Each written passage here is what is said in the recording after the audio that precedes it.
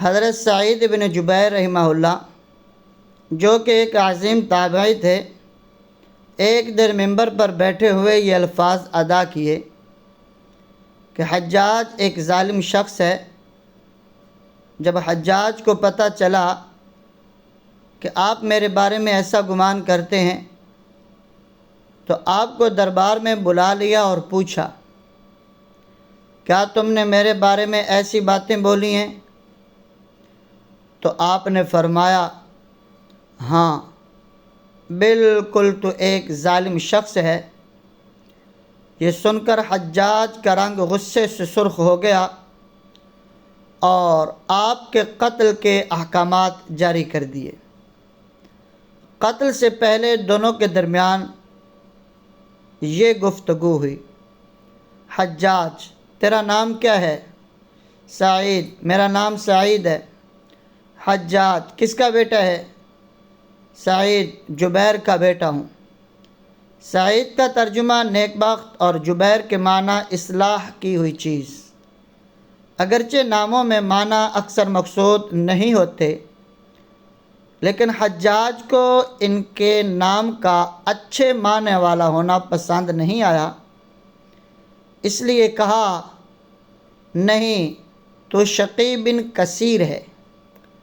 شقی کہتے ہیں بدبخت کو اور کثیر ٹوٹی ہوئی چیز۔ سعید، میری والدہ میرا نام تجھ سے بہتر جانتی تھی۔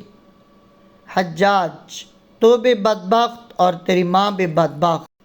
سعید، غیب کا جاننے والا تیرے علاوہ اور ہے، اللہ جو کہ علام الغیوب ہے۔ حجاج، دیکھ میں اب تجھے موت کے گھاٹ اتارتا ہوں۔ سعید، تو میری ماں نے میرا نام درست رکھا۔ حجاج، اب میں تجھ کو زندگی کے بدلے کیسے جہنم رسید کرتا ہوں؟ سعید، اگر میں جانتا کہ یہ تیرے اختیار میں ہے تو تجھ کو معبود بنا لیتا۔ حجاج، حضور اقدس صلی اللہ علیہ وسلم کی نسبت تیرا کیا عقیدہ ہے؟ سعید، وہ رحمت کے نبی تھے اور اللہ کے رسول تھے جو بہترین نصیحت کے ساتھ تمام دنیا کی طرف بھیجے گئے۔ حجاج، خلفاء کی نسبت تیرا کیا خیال ہے؟ سعید، میں ان کا محافظ نہیں ہوں، ہر شخص اپنے کیے کا ذمہ دار ہے۔ حجاج، میں ان کو برا کہتا ہوں یا اچھا؟ سعید، جس چیز کا مجھے علم نہیں میں اس میں کیا کہہ سکتا ہوں، مجھے اپنا ہی حال معلوم ہے۔ حجاج، ان میں سب سے زیادہ پسندیدہ تیرے نزدیک کون ہے؟ سعید، جو سب سے زیادہ میرے مالک کو راضی کرنے والا تھا۔ بعض کتب میں بجائے اس کے یہ جواب ہے کہ ان کے حالات بعض کو بعض پر ترجیح دیتے ہیں۔ حجاج، سب سے زیادہ راضی رکھنے والا کون تھا؟ سعید، اس کو وہی جانتا ہے جو دل کے بھیدوں اور چھپے ہوئے رازوں سے واقف ہے۔ حجاج، حضرت علی رضی اللہ عنہ جنت میں ہیں یا دوزخ میں؟ سعید، اگر میں جنت اور جہنم میں جاؤں اور وہاں والوں کو دیکھ لوں تو بتلا سکتا ہوں۔ حجاج، میں قیامت میں کیسا آدمی ہوں گا؟ سعید، میں اس سے کم ہوں کہ غیب پر مطلع کیا جاؤں۔ حجاج، تم مجھ سے سچ بولنے کا ارادہ نہیں کرتا؟ سعید، میں نے جھوٹ بھی نہیں کہا۔ حجاج، تو کبھی ہنستا کیوں نہیں؟ سعید، کوئی بات ہنسنے کی دیکھی نہیں۔ اور وہ شخص کیا ہے جو مٹی سے بنا ہو اور قیامت میں اس کو جانا ہو اور فتنوں میں دن رات رہتا ہو؟ حجاج، میں تو ہنستا ہوں۔ سعید، اللہ نے ایسے ہی مختلف طریقوں سے ہم کو بنایا ہے۔ حجاج، میں تجھے قتل کرنے والا ہوں۔ سعید، میری موت کا سبب پیدا کرنے والا اپنے کام سے فارغ ہو چکا۔ حجاج، میں اللہ کے نزدیک تجھ سے زیادہ محبوب ہوں۔ سعید، اللہ پر کوئی بھی جرأت نہیں کر سکتا جب تک کہ اپنا مرتبہ معلوم نہ کر لے، اور غیب کی اللہ ہی کو خبر ہے۔ حجاج، میں کیوں جرأت نہیں کر سکتا، حالانکہ میں جماعت کے بادشاہ کے ساتھ ہوں اور تو باغیوں کی جماعت کے ساتھ ہے۔ سعید، میں جماعت سے علیحدہ نہیں ہوں اور فتنہ کو خود ہی پسند نہیں کرتا، اور جو تقدیر میں ہے اس کو کوئی ٹال نہیں سکتا۔ حجاج، ہم جو کچھ امیر المومنین کے لیے جمع کرتے ہیں اس کو تو کیسا سمجھتا ہے؟ سعید، میں نہیں جانتا کہ کیا جمع کیا ہے۔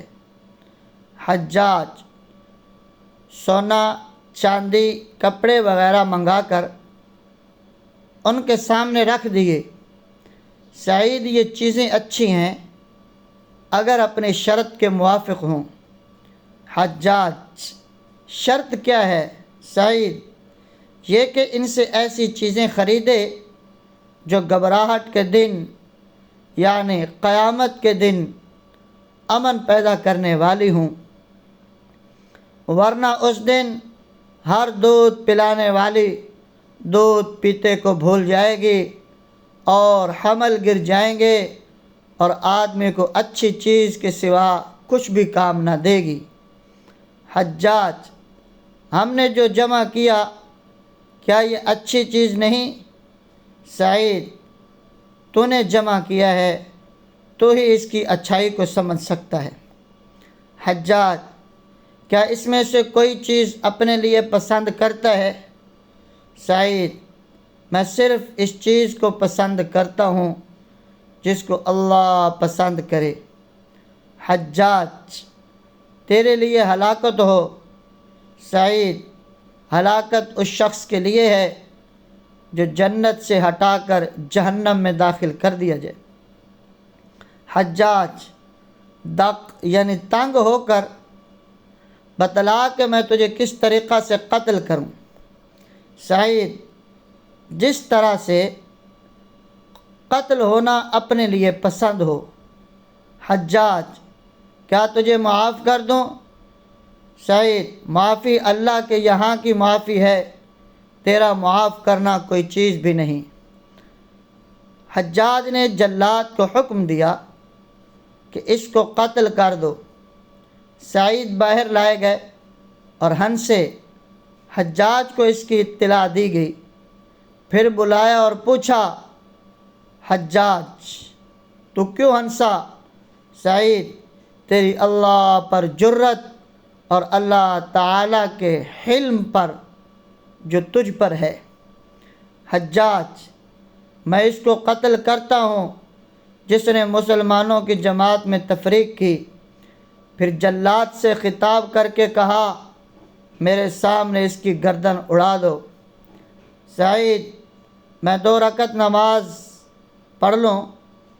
نماز پڑھی، پھر قبلہ رخ ہو کر انی وجہت وجہی للذی فطر السماوات والارض حنیفا وما انا من المشرکین، سورہ الانعام آیت نمبر 89 پڑھی، یعنی میں اپنا منہ اس پاک ذات کی طرف کیا جس نے آسمان زمین بنائے، اور میں سب سے ہٹ کر اس کی طرف متوجہ ہوا اور نہیں ہوں میں مشرکین میں سے۔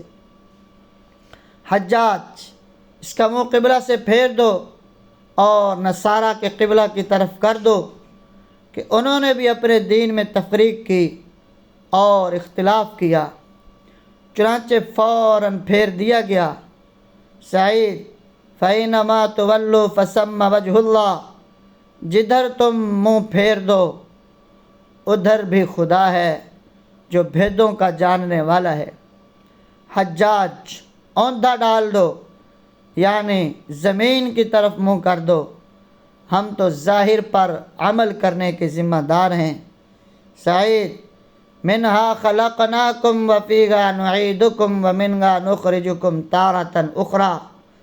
ترجمہ: اسی زمین میں سے ہم نے تمہیں بنایا اور اسی میں لوٹائیں گے اور دوبارہ اسی سے نکالیں گے۔ اس کے بعد سیدنا سعید ابن جبیر نے دعا کی کہ یا اللہ، میری دعا ہے کہ میرا قتل اس کا آخری ظلم ہو، میرے بعد اسے کسی پر مسلط نہ فرمانا۔ جب آپ کی زبان سے یہ جملہ ادا ہوا، اس کے ساتھ ہی آپ کو قتل کر دیا گیا۔ اتنا خون نکلا کہ دربار تر ہو گیا۔ ایک سمجھدار بندہ بولا کہ اتنا خون تب نکلتا ہے جب کوئی خوشی سے مسکراتا اللہ کی رضا پہ راضی ہو جاتا ہے۔ حجاج بن یوسف کے نام سے سب واقف ہیں۔ حجاج کو عبد الملک نے مکہ اور مدینہ، طائف اور یمن کا نائب مقرر کیا تھا اور اپنے بھائی بشر کی موت کے بعد اسے عراق بھیج دیا، جہاں سے وہ کوفہ میں داخل ہوا۔ ان علاقوں میں 20 سال تک حجاج کا عمل دخل رہا۔ اس نے کوفہ میں بیٹھ کر زبردست فتوحات حاصل کیں۔ اس کے دور میں مسلمان مجاہدین چین تک پہنچ گئے۔ حجاج بن یوسف نے ہی قرآن پاک پر اعراب لگائے۔ اللہ تعالیٰ نے اسے بڑی فصاحت و بلاغت اور شجاعت سے نوازا تھا۔ حجاج حافظ قرآن تھا، شراب نوشی اور بدکاری سے بچتا تھا۔ وہ جہاد کا دھنی اور فتوحات کا حریص تھا، مگر اس کی تمام اچھائیوں پر اس کی ایک برائی نے پردہ ڈال دیا تھا، اور وہ برائی کیا تھی؟ ظلم۔ حجاج بہت ظالم تھا۔ اس نے اپنی زندگی میں ایک خونخوار درندے کا روپ دھار رکھا تھا۔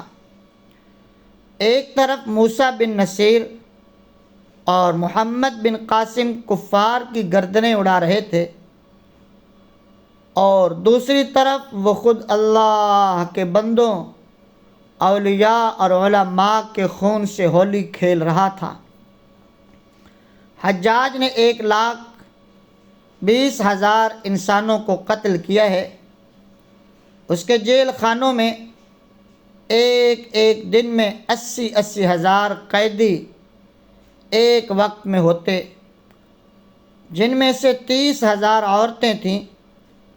اس نے جو آخری قتل کیا وہ عظیم تابعی اور زاہد و پارسا سیدنا حضرت سعید بن جبیر رضی اللہ عنہ کا قتل تھا۔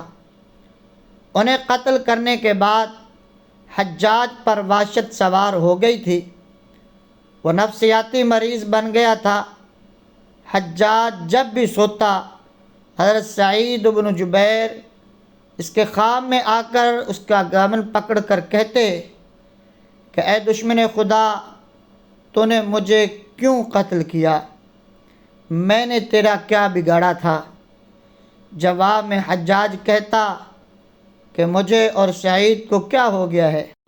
اس کے ساتھ حجاج کو وہ بیماری لگ گئی زمہریری کہا جاتا ہے۔ اس میں سخت سردی کلیجے سے اٹھ کر سارے جسم پر چھا جاتی تھی۔ وہ کانپتا تھا۔ آگ سے بھری انگیٹھیاں اس کے پاس لائی جاتی تھیں اور اس قدر قریب رکھ دی جاتی تھیں کہ اس کی کھال جل جاتی تھی، مگر اسے احساس تک نہ ہوتا تھا۔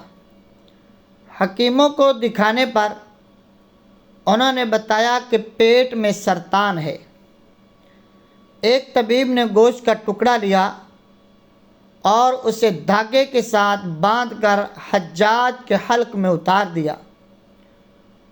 تھوڑی دیر بعد دھاگے کو کھینچا تو اس گوشت کے ٹکڑے کے ساتھ بہت عجیب نسل کے کیڑے چمٹے ہوئے تھے اور اتنی بدبو تھی جو پورے 1 مربع میل کے فاصلے پر پھیل گئی۔ درباری اٹھ کر بھاگ گئے۔ حکیم بھی بھاگنے لگا۔ حجاج بولا، تو کدھر جاتا ہے؟ علاج تو کر۔ حکیم بولا تیری بیماری زمینی نہیں آسمانی ہے۔ اللہ سے پناہ مانگ۔ حجاج جب مادی تدبیروں سے مایوس ہو گیا تو اس نے حضرت حسن بصری رحمہ اللہ کو بلوایا اور ان سے دعا کی درخواست کی۔ وہ حجاج کی حالت دیکھ کر رو پڑے اور فرمانے لگے کہ میں نے تجھے منع کیا تھا کہ نیک بندوں کے ساتھ چھیڑ چھاڑ نہ کرنا، ان پر ظلم نہ کرنا، مگر تو باز نہ آیا۔ آج حجاج عبرت کا سبب بنا ہوا ہے۔ وہ اندر باہر سے جل رہا تھا، وہ اندر سے ٹوٹ پھوٹ چکا تھا۔ حضرت سعید بن جبیر رحمہ اللہ کی وفات کے 40 دن بعد ہی حجاج کی بھی موت ہو گئی تھی۔ جب دیکھا کہ بچنے کا کوئی امکان نہیں تو قریبی عزیزوں کو بلایا، جو بڑی کراہت کے ساتھ حجاج کے پاس آئے۔ وہ بولا میں مر جاؤں تو جنازہ رات کو پڑھانا اور صبح ہو تو میری قبر کا نشان بھی مٹا دینا، کیونکہ لوگ مجھے مرنے کے بعد قبر میں بھی نہیں چھوڑیں گے۔ اگلے دن حجاج کا پیٹ پھٹ گیا اور یوں اس کی موت واقع ہوئی۔ اللہ ظالم کی رسی ضرور دراز کرتا ہے، لیکن جب ظالم سے حساب لیتا ہے تو فرشتے بھی خشیت الہی سے کانپتے ہیں، عرش ہل جاتا ہے۔ اللہ ظالموں کے ظلم سے ہم سب کو محفوظ رکھے۔